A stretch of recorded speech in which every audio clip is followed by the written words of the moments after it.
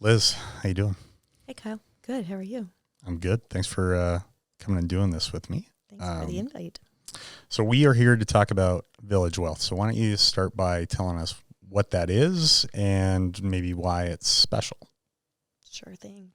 So Village Wellth is a tech startup based here in Calgary, Alberta. And we've been on this journey now for about 3 years. And we are building an acquisition management platform. So where we've started building our technology has been creating an inverted marketplace for people who are buying and selling businesses. So essentially what that means is instead of listing businesses for sale, we list anyone who's looking to buy a business. Because of the underground nature of business transactions, the confidentiality of businesses for sale, we thought, well, what if we created a marketplace where anyone looking to buy a business could be found because they're not looking to be as anonymous. That being said, the profiles that buyers create on Village Wellth are anonymous to protect the identity of these acquirers. But we just wanted to make it accessible for anyone selling a business to access these groups and individuals to create more efficiency and liquidity in the market.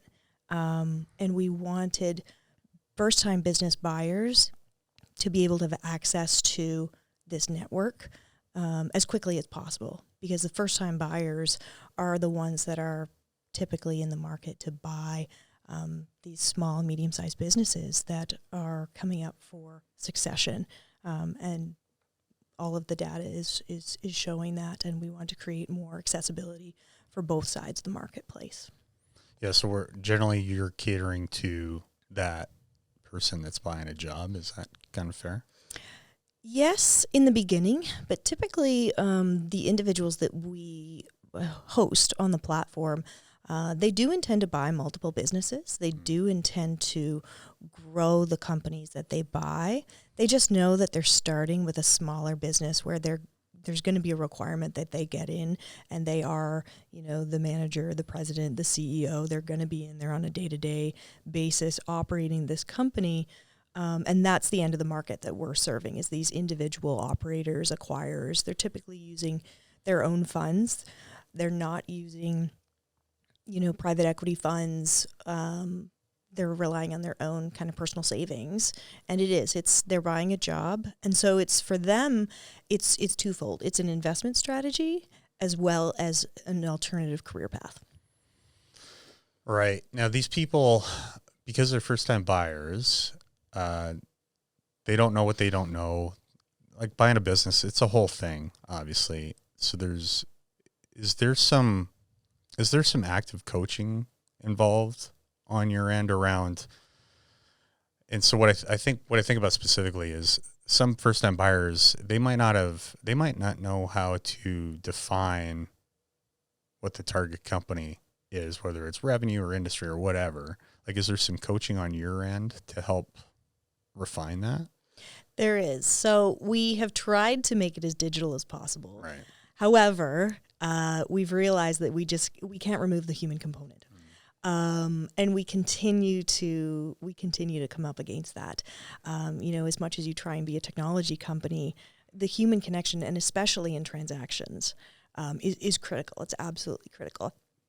And for a lot of our buyers, it's become, how do we build more confidence? How do we give people more confidence so that they can understand the process of acquisition, compete, because there is buyer competition and there's growing competition, and execute with a degree of speed while also not compromising, your evaluation complexity and risk analysis. So for building confidence, what we've realized is they do need coaching. So they do speak to us. Like our first-time buyers, they are kind of guided through this question period process on the site to fill out a buyer profile, and then we have a conversation with them. We coach them on how to build the profile and what their inputs are, and then it gives us a chance to identify, okay, where is this person?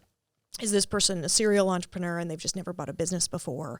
Is this person, just new to the idea and they need to go back to the resource section? They need to do some reading. They need to watch podcasts. They need to get their education level up. They need to consume all of the resources that we have and then some. Or have they been looking? We've got people who've been looking for a business for years and just haven't either found the right fit or they haven't understood the process well enough for them to execute efficiently. And so we do catch them in a coaching call. So we have 2 membership tiers right now, and one is kind of more for the DIY purchaser or the more sophisticated purchaser. And so that just registers their search on the platform and makes them accessible to the ecosystem. And then we have another membership tier where they get one-on-one monthly coaching. We do peer roundtables, so any member can participate in a roundtable, and that's where it's been really interesting to see the magic happen, because buying a business as a solo acquirer can be really lonely. Yeah. I feel like if you only hang around other people, if you only hang around groups of people that aren't trying to buy a business, you'll lose momentum. Yeah, absolutely. And it's a daily or a weekly grind to find a business to buy. And we've got people that are looking at various degrees of, intensity. We've got people who are not working and they've committed, 50, 60 hours a week to finding a business to buy. Or we've got people who commit, 5 to 10 hours a week looking for a business to buy. But exactly, it's that momentum piece and also the camaraderie. So our roundtables are great because people are meeting people from across the country who are also buying businesses.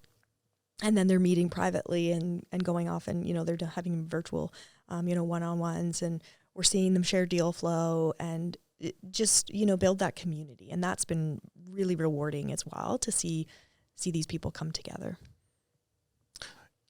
How did Village Wellth get started? I mean, it's 3 years old. I take it there was an experience or an attempt to buy a business and somebody didn't like the process. Is that fair? Yeah, it's combination. Yeah. Combination, actually. It was, I chop it up to a lot of it serendipity. There were conversations being had with my partners and myself. We have 4 founders. And before I was doing Village Wellth, I had a consulting firm. We did transaction advisory. We were a team of 5. And it was interesting. So we had started to work with buyers a little bit. And then I had taken on a buy-side mandate, and a buy-side mandate being that you are looking for a business to buy on behalf of your client. And this buy-side mandate was in wealth management.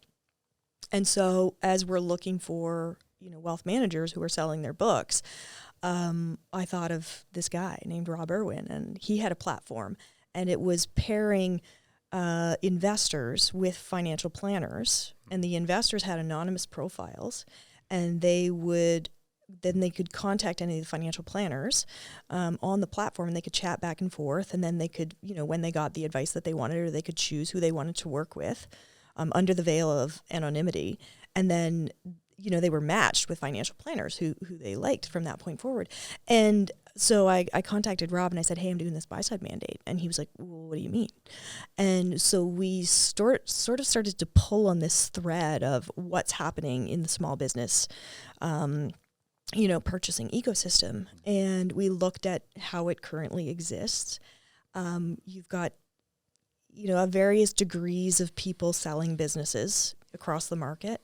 From the top down, you've got investment banks, and then you've got M&A firms, and then you've got boutique M&A firms, and then you've got business brokers, and then you've got commercial real estate agents. And businesses of all sizes are, uninformed about where they fit in the market. The access to business buyers is all over the map. And business owners don't know who to talk to. And referrals aren't really getting made openly across the market because there is not as much of a degree of trust for people who are selling businesses unless you reach that M&A kind of quality of people who are selling businesses. Under that, there is tends to be less sophistication for people who are selling businesses. And so the trust factor from other advisors is not necessarily there. So you've got accountants and lawyers and bankers who are not really referring and to these professionals to sell businesses. And so there's a lot of what happens is businesses are sold through word of mouth. So the whole structure of the small business transaction system tends to happen in silos and it can be very fractional. And so we looked at this and we went, well, if we paired, what I was doing in consulting and what Rob was doing with his, platform, pairing people. And so we actually both we both exited our companies and created Village Wellth. And it was almost like a marriage of the two concepts that came together. And then we found our other partners. So we realized very quickly this is bigger than the two of us. So we brought in a guy that had marketing and sales background.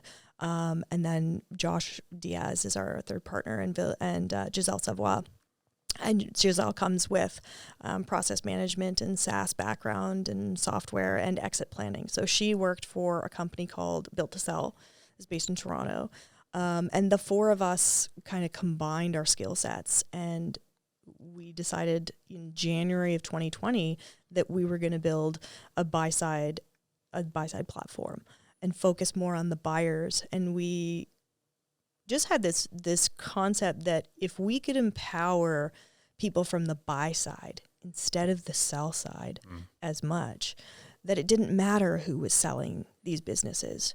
Because if we were equipping the buyer with what they needed, then more deals could get done at this end of the market. And so you have this list of buyers, let's say, to dumb it down. How do sellers get access to that list? Are you going through M&A firms or? We are. So the majority of people who use this right now are brokerages and M&A firms because we're just an extension of their own database. Mm-hmm. So, and what we're hearing from, different calibers of firms, they're interested in this for different reasons. So we do pre-qualify our buyers for proof of funds for down payment. So the individual buyers, we do verify what funds they have for the down payment, because the banks typically want to see that an individual buyer has, no less than 15% down. And then, the banks are going to come up with their portion, and then the gap in there is what gets filled with vendor financing or co-investors. And so that's another critical piece of Village Wellth is our membership is full of potential co-investors. So as our members are using their own funds, if there's a gap in their financing, then they can reach back into the membership pool and find partners and co-investors to buy businesses together. And so that's another reason that brokerages and M&A firms like us, because we're equipping the buyers with a general knowledge of how this works. We're equipping them with co-investors if they need it. And then we do have our relationships with the banks as well when there's a deal found. And so M&A firms, they like us, and the bigger accounting firms are starting to find out about us because they go, well, we've got our process down for financial buyers and strategic buyers, companies growing through acquisition. We know how to find them. The private equity firms, we've got our Rolodex of them, but we're missing quality individual buyers who are motivated and capable to do acquisitions. And they're looking at the tools that currently exist, which is, business for sale listing sites. And there's a lack of trust for some of those just because of the nature of, how they work more like, commercial real estate sites and real estate sites, but this is business acquisition. And so the quality of the inquirers and the motivation and the fit is very critical. Well, I think about any kind of advisor or broker probably deals with this. Tire kickers / unqualified buyers, right? And sometimes the buyer doesn't know they're unqualified, but sometimes they're just, people are good at wasting other people's time. And that's such a common complaint with M&A firms as well. So the fact that you're doing that, so I guess stepping back, before the idea of Village Wellth existed, that M&A firm had to invest some time in the qualification process on their own. And it sounds like you've taken that off of their plate, at least to an extent, yeah? Yep. And they're learning how to work with us too. And that's taken some time too for them to figure out, okay, what can Village Wellth do, or where's the handoff and how does it come back to them and that kind of thing. There's been some massaging there. But essentially, before us, you have to talk to the buyer as a seller. And I brokered businesses, and I was a broker for a number of years. You have to talk to every buyer because you never know if that's going to be the buyer that buys the next deal that you've got on the table. But to talk to every single person who says, I want to buy a business, and you're like, great, what do you want? And they're like, well, I don't know, I'm open. I'm open. I'm agnostic. I'm agnostic. All aspects. If it's a good business, I'll look at it. And it's like, great, you've got to narrow that down just a little bit. So that's part of the coaching that Village Wellth does, is like, I understand you're agnostic and you're open to a lot of opportunities. But there's also, when you dig deeper into that, there's a lot of things that people are like, I don't want this. I don't want restaurants. I don't want gas stations. I don't want oil and gas. The common things that we hear. But, the more specific that someone can be, the better chances they have of finding it. And also, like, we teach people how to communicate about themselves. Like, how do you communicate that you're searching for a business, and what's your elevator pitch, and how do you convey that as quickly as possible, and how do you build your network as an acquirer? And there's etiquette to it as well, because the buyers on one hand are saying, I can't get a business broker or an M&A firm to pick up the phone. They don't want to talk to me, and I can't build rapport, and I need more credibility, and they won't talk to me. And it's like, well, yeah, because there's 50 of you knocking on their door, or hundreds of you knocking on their door every week, and they're busy. They're working with the sellers. Yeah. And so, yes, if we can take a part of that from their deck, and they can trust us, they're learning to trust us, that our process is pre-vetting and kind of graduating these people through the process. So when a good deal comes, they also know how to execute quickly. And we've seen this. It's been really fascinating. And studies show that the average individual acquirer will make 7 offers on a business before they get through and they get one that, they actually win the bid. And it's been interesting. We've got a guy that's, closing next month, and we work more with our buyers right now, just because we're understanding what can we digitize of this process. So we're more one-on-one right now, and we're more service-based in some ways.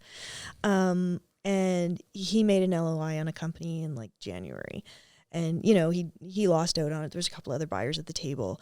But the second time he found a business to buy, he immediately got the meeting with the owner, got the broker to set it up as quickly as possible. He understood, how to get through to the owner and put his offer in as quickly as possible. That was, relatively in the ballpark of getting accepted, and it was. And then we figured out the financing afterwards. And you would see this too. But the interesting thing is, like, a lot of it is them having the confidence that I can get this deal done. I don't have all the answers, but I'm going to figure it out. So I've got to get my offer in, because on the other side of the offer, that's when the banks will talk to you, because the banks, and you can speak to this with your background too, is like the banks really don't want to talk to everybody that wants to buy a business, because until you've found one, you still are a tire kicker. It's a huge problem. Yeah. They want the LOI. They want the LOI. And so that's where Village Wellth comes in, is if we can graduate more of these individuals who've never bought a business before, to the point where they've got an executed LOI and it's accepted, then everybody else can do their job. And so then we can get, the accountants are doing their due diligence, and, the due diligence firms are doing their part, the lawyers are doing their part, the banks are doing their part. But if we can't get more of these individuals to get to the point where they've got accepted LOIs, we're not doing as many deals. So that's where Village Wellth fills the gap, from ideation through to letter of intent, and building that confidence through the tools that we're developing and the process management that we're developing. And then we also have our advisor community, and then it's like, okay, who do you need? Where do you need to go? And we kind of triage from there. Yeah, that momentum is such a huge part of these things, hey, especially in that first that first deal, because again, it's such a terrifying, even doing the LOI is such a terrifying concept. You're just seeing all these zeros probably, and you're thinking about everything that could go wrong. I mean, it's human nature. I was talking to Mackenzie Regent at Kalos last time, and she had an interesting perspective on the LOI thing, because again, no question, a bank, most people don't want to waste their time. And so they want the LOI executed before they get involved. Yep. And Mackenzie tries to take a slightly different perspective in that she wants to be engaged early, in part because she wants to help structure the LOI effectively. And we were specifically talking about it in the context of VTBs, for example, because VTBs and definitely cash equity, because I've run into this a few times where you have an inexperienced buyer, they negotiate a VTB, they don't structure it properly. Let's say there's scheduled payments on the VTB. And the reason that's a problem is because it screws up the deal's cash flow. Yep. Right? It doesn't debt service all of a sudden, especially if these first-time buyers, they read these build-to-sell books and they try to put no equity in the deal whatsoever. You get them up to, let's say, 10%. With a VTB with payments, you have 90% of debt by all intents and purposes. There aren't many businesses that can service that sufficiently. So I kind of sympathized with Mackenzie to a degree, but the balance is for a bank that is getting overwhelmed with requests. I also understand why. Come to me when you have the LOI signed. Do you know what I mean? So it's difficult. I don't necessarily know the right answer. It probably differs on who you're talking to, but yeah, and I would agree with Mackenzie. The earlier that the buyer can have advisory support, the better, honestly. And we're trying to do, what we can, but, human nature is I'm going to try and do this on my own as far as possible. But, and because there's a cost, people are fearful of the cost of bringing in advisors too early and spending money on a deal that's never going to get done. And I understand that, but I do advocate for advisors coming in early.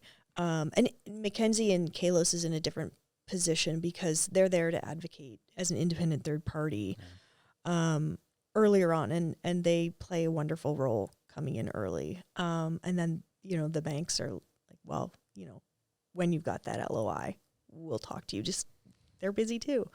But I second Mackenzie's position. It's just not everyone is going to do that. Not everyone is going to engage an advisory firm early on. And so we're kind of there to catch, everybody else. And if we can give them incrementally a boost here and there, and then, encourage them, we're constantly encouraging people, bring in the advisors early, find your advisor team, even if you're not going to necessarily bring them in when they exactly should be. If you know who they are ahead of time and you've built a bit of a relationship with them, then when you get to that critical junction point, they're just a phone call away and you're not scrounging to find these professionals. You've got them on, maybe not speed dial yet, but if that's coming. I think part of the challenge probably too is first-time buyers, they're stretched on their equity, right? Or they had a certain vision for a transaction size based on the equity they had. They didn't really allocate for a due diligence advisory fee, and the fees become this whole thing because they might have to reset their expectations around the deal size. Right? Absolutely. And we see that often. It's funny. We've got some of our kind of our upper tier subscribers, and we see that where, we kind of, from a coaching perspective, they're like, this is what I'm looking for. And we're like, okay, here's some introductions. Go talk to people in this space. Go talk to businesses, people that own these businesses. Understand the margins. Here's your industry data. Here's comparables. Here's more, content to do research with. And then it was interesting. I had this conversation recently. Guy comes back the next month, and it's like, well, I don't think I have enough money to do what I thought I was going to do. And it's like, well, that may be the case. Yeah. But if you tweak this, if you look up market, look at companies a little bit bigger, talk to this person, potentially consider a partner, consider going up the supply chain. Maybe you're not going to be B2C, maybe you're going to be B2B, but in the same, industry sector. And so we kind of challenge them on their assumptions, but, from a coaching perspective, they have to come to these realizations on themselves. Sometimes we can't just tell them. Yeah. So that's where we do kind of get into the coaching space a little bit. And, we give them the information to come to these, these realizations on their own. Well, I was looking at your list, your website, and, there's some buyers on there. Let's say they have $50,000 and it makes them eligible for a $500,000 deal. It makes a lot of sense that the idea of actually joining buyers makes a lot of sense to me, because when you think about it, if you can get buyers together such that they can buy, I don't know, $5 or $10 million company, I know the numbers are bigger, but there's arguably less operating risk with a business of that size, just because it's obviously got some kind of moat around that business, right? Like there's a real enduring value there that, whereas, $500,000 business, I mean, the slightest thing could sink it. So, there might be a mindset shift required for buyers to be like, oh, partnering with somebody, because they maybe wanted to do their own thing and make their own decisions. And that's part of the appeal of buying a business, is not being told what to do. Yeah, exactly. And it's funny because some people are just adamant, I'm going to do this on my own. I'm going to own 100% of the shares.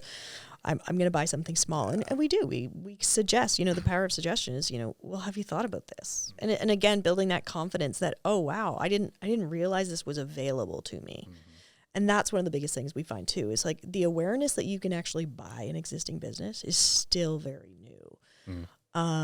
People really have started to do this more in the last 20 years, but now we've got influencers coming out of the US. There's podcasters and things where they're reporting on stories of people who have bought companies from, 500,000 to 5 million. They're hovering under the private equity threshold. But it's interesting because now private equity is starting to understand what Village Wellth is all about too. And they're joining the platform too, because it's a source of deal flow.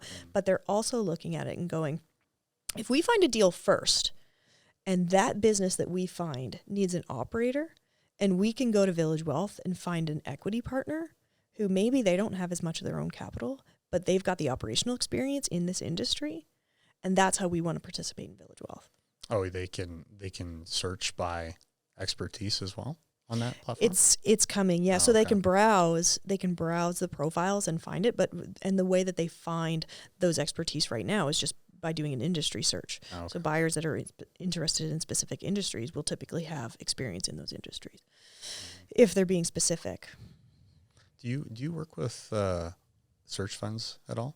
We do. Yep, we have search funds. Search funds are interested in working with us for the credibility component. Because they're competing against private equity, and the opinion of search funds is varied. In Canada in particular. So I was talking to, because U of C is going to build out their own entrepreneurship through acquisition platform. Awesome. And I was having coffee with the professor that's working on it yesterday, and he had gone down to Booth and Stanford and Harvard to meet with the program directors or whatever you call it. And the one thing they had noticed in talking with the U.S. folks is, I think the perception is that the Canadian marketplace is kind of pedestrian around this stuff right now.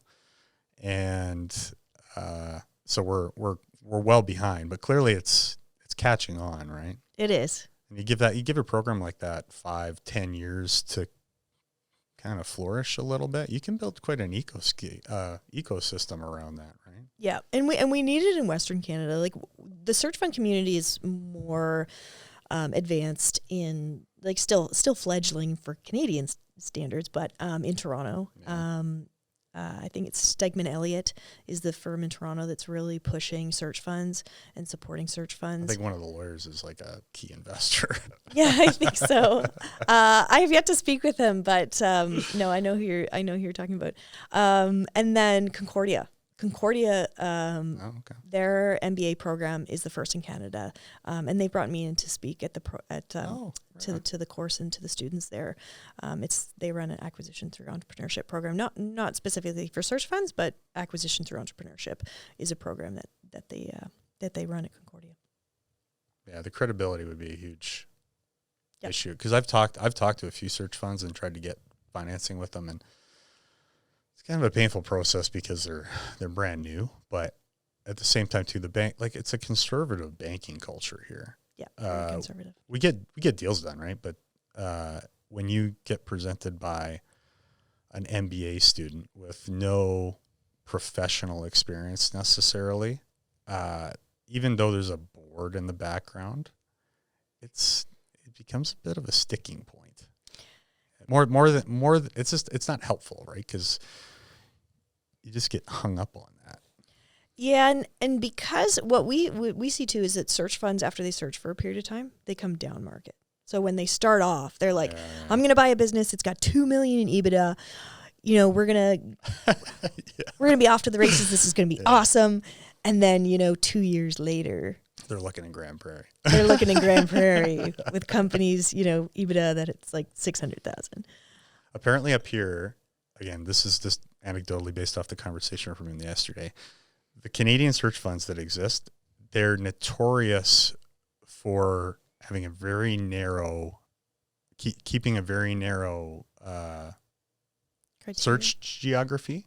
Mm-hmm. So, like, example, Calgary search funds only look in Calgary, and it's really limiting, right? So what ends up happening is they talk to U.S. search fund investors, and they're like, yeah, we'll invest in you guys. We don't have a problem with it. You're going to have to expand your lens significantly. You've got to be willing to relocate. Yeah, the deal's never going to get done. You're never going to find a deal. I think it's the challenge, right? And it's kind of like, in some industries, you think of the flight industry, like to become a pilot, you need your hours. Yeah. So you have to go where you can get your hours. And sometimes that is like the middle of nowhere. Think of it that way. It's like, if you're going to buy a business and you're going to be a search fund, you have to be willing to go where no one else is going to go so you can run that business, because you betcha that exiting owner probably did everything in that company, and he's going to need his shoes filled. So I'm sorry, you might just have to move to Grand Prairie or, wherever the need calls, and you've got to have that flexibility. And yes, so search funds can, either their investment criteria is very strict, and the decision makers are the investors, and that's what scares business owners and M&A firms too. Is I'm not speaking to the decision maker, and so they're hesitant to spend a lot of time with search funds until they can convey that the decision making power is with them, or that they can execute. And so, like, an M&A firm is much more willing to spend time with search funds who have bought a business before already, but typically a search fund is looking to buy one to begin with. So the track record is also not there. And when they're competing with private equity companies who do this all day long, it's really hard for them to compete. Yeah, totally. Are there other platforms like Village Wellth? Not where you can openly browse buyers. Okay. And we mostly get, compared to, business for sale listing sites. And that list the businesses. We list the purchasers, but we also list the purchasers in a way that the purchasers are not anonymous, and you don't need to have an account. So there are platforms out there where it's high fees to participate. You have to commit to a membership to browse, the members of the platform. And Village Wellth is built with transparency. We wanted to demystify for business owners and firms that there are these buyers out there. And so you can browse buyers on Village Wellth without having an account. Mm-hmm. And we wanted it to be that way so that we could, encourage more people to connect with these individuals. And we need to load the platform. It's like, when Uber came out, you needed drivers and you needed riders. And if there weren't enough riders or drivers within a geographic area, nobody would use the system. And so as a two-sided platform, that's where we are now, is like in geographic areas. We've got concentration in Western Canada, and we're starting to get more concentration in Ontario.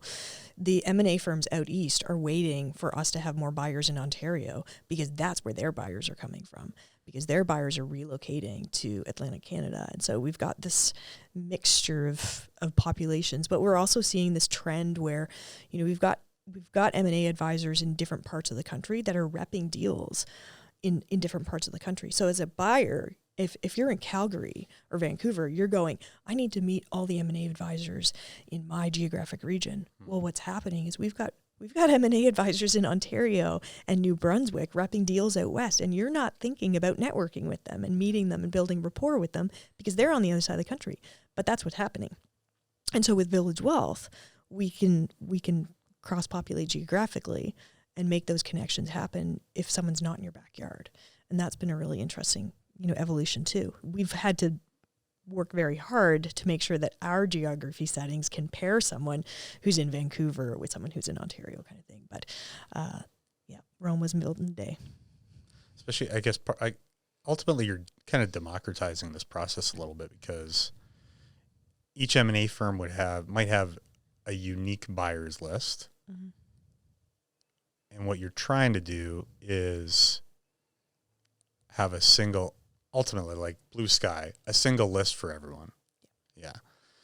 And that's obviously going to take time. So when you're trying to build a buyer's list out east, like, is that just a function of advertising or? Yeah, a lot of our users come from word of mouth. So, because when you're buying a business, who do you talk to? You are kind of browsing the business for sale listing sites. Yeah. You're talking to the local people that sell businesses that you can find. Mm-hmm. And then you're talking to accountants, and you're talking to your bank, and you're talking to your lawyer.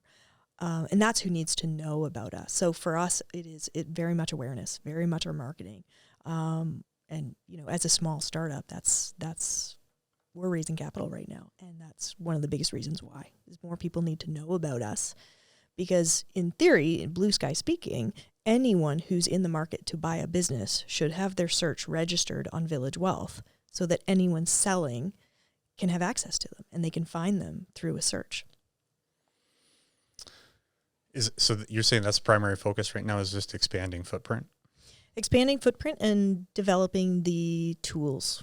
So the acquisition management piece of the platform that's what's being developed right now. So our search engine of business buyers, that's what you see on the surface of Village Wellth. And I explain it, even to my partners as it's like an iceberg.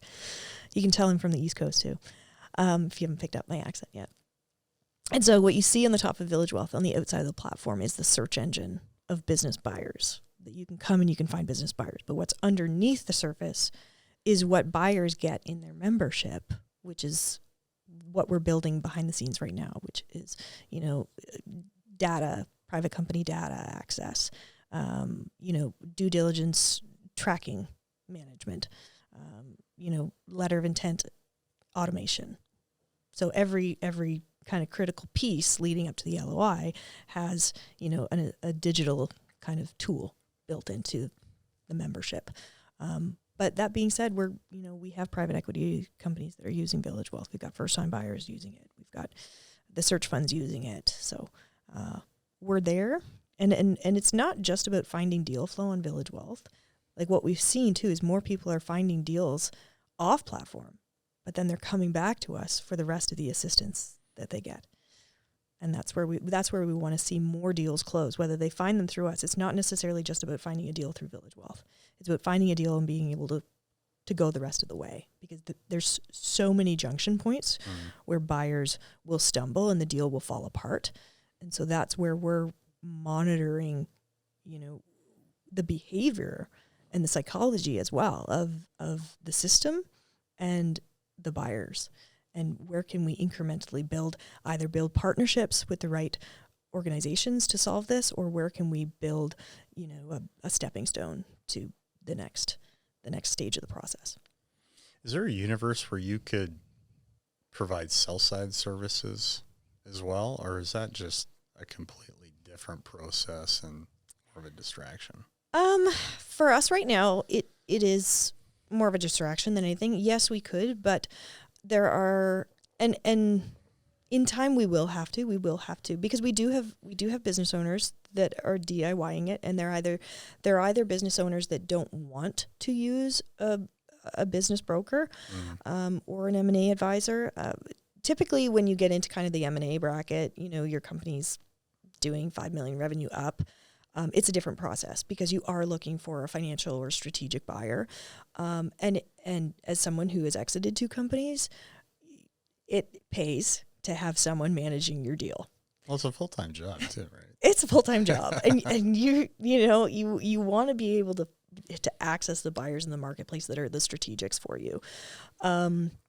But downstream, the business owners that we're working with either are being turned away from the bigger firms because they're too small, or they've done it before and they're like, I know what I'm doing. I just need buyers, and I've got a good lawyer, and I've got a good accountant, and I'm okay to do this on my own. And we're seeing some of those people come into the system. So there are things that we could build into the sell side. It's just it's a decision factor. If we have so many resources and we have so much team, and then there's so many other platforms and people out there that are already doing the sell side. So for us, it's, do we build it or do we partner? Yeah, I just know, and again, we're talking down market, but there are some people that, I'm thinking about one in particular, but there's some folks that they don't trust M&A firms or business brokers, or they don't see the value in the fee. They're cheap, right? And I don't know that that's fair, but that perception exists, and then they try to sell their businesses themselves, and God, they obviously 9 times out of 10 don't get anywhere. And it's just it's an exhausting experience. So to create because of Apple and all that we've had over the last 13, 15 years, we're accustomed to very seamless things getting done very seamlessly, and selling a business is just anything but at this point, right? So there's obviously an opportunity for somebody to simplify that process and Uberize it in a way. But I'm just giving you that for free. And thank you. I appreciate that. We've been watching. We've been watching the people that are trying to Uberize this, but it comes back to, again, that what we talked about earlier is there is a human component in transactions that can it be removed. And as someone, I tried to sell a business for 3 years by myself. And a lot of people they're stubborn. They're like, I can do this on my own. I know my business better than anyone else. And so I can sell my business. Yep. But until you've been through that sale process yourself, I think you've no idea what it's like. And you get into that negotiation, stage, and you're selling something that you poured your heart and soul into for, a decade or more. It's very hard. That's your baby for a lot of them. The whole selling your business on your own, I think what we see people who have tried it, but then when they try to sell their business on their own for a period of time, they end up taking their foot off the gas.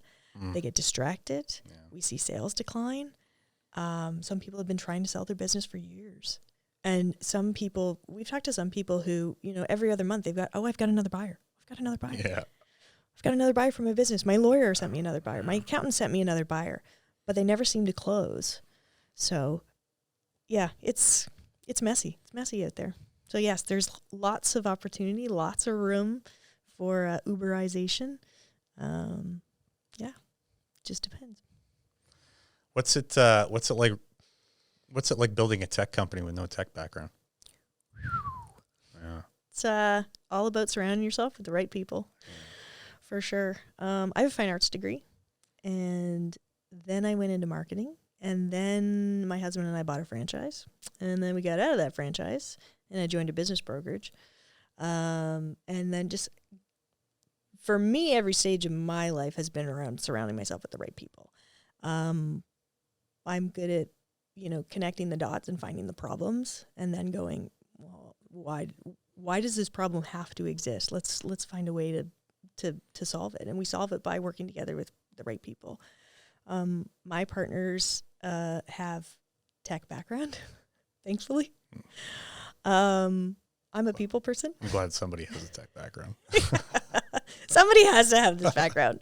But it's been interesting because, joining a tech company, you can see the companies that are over technical and they can't take a product to market. And so you really have to have an interdisciplinary team. And that's why I think we're on this path and we're going to keep going because our team is gelling with all of our backgrounds. And I heard something recently that said, the most successful tech companies have multiple founders with different backgrounds. Yeah.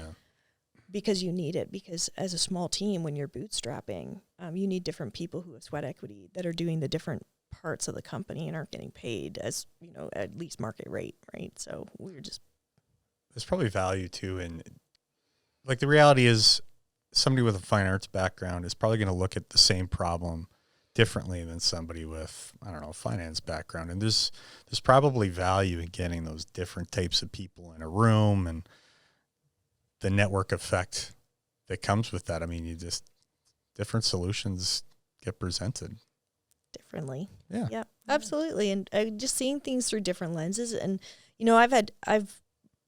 my first company was a franchise. My second company was Succession, and I purchased it through the estate after a sudden passing. And my third company now is a startup. And I've had 2 exits.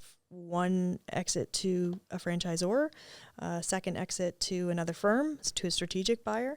And so I don't come from a finance background. I don't come from a tech company background, but I've lived these experiences and I've felt them. And that for me drives me because I can see the problems and I've experienced them. And it's like this, it doesn't have to continue to be this way. This is not the way it has to be forever. Yeah.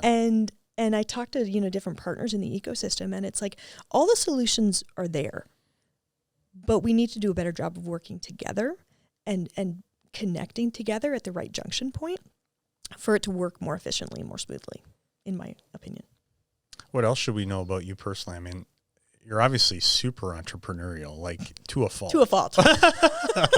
Ask my husband. To a fault. Yeah. Because it's clearly there wasn't some preordained path. Only in that it meanders, like your path meanders, and that's not a criticism. If anything, it makes you more interesting, right? Because I think about my background, it was a pretty linear path, right? Like not that I ordained it. I started somewhere, and then okay, well, you need to do this, and this, and this, and I just kind of stuck with that for a long time. And honestly, finance people